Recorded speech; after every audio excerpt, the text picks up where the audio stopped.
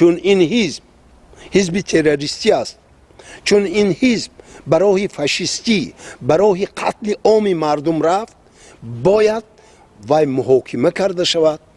در دادگاه‌های عالی محاکمه کرده شده. همان نفرانی که امروز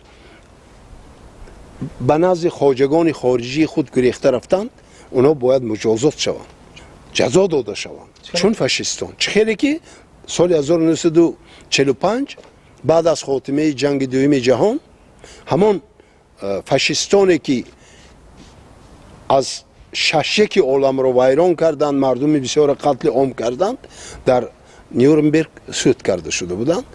باید اینها هم مانند آنها در محکمه های بین المللی مجازات شوند، جزای آنها معین کرده شود.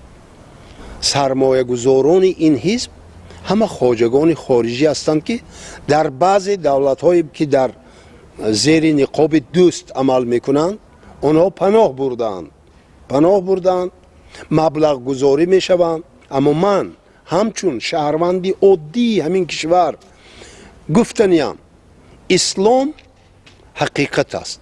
ما مردم تاجیکستان مطمئنا اهل اسلام هستیم، به خدای یکه و یگانه باور داریم. در تاجیکستان در همه مسجد و مدارس کشاده است، لیکن قرآن خداوند، دین خداوند حزب ندارد. اون حزبی که با غرضهای سیاسی آمده یک کشوری امن و آرام را ناآرام کرد و امروز هم همین نیت‌های ناپاک خود را در اینجا عملی کرده نیست، نباید دیگر باره به این سرزمین، به این قلمرو، به این ملک بهشت آسا دیگر راه دادن نشود.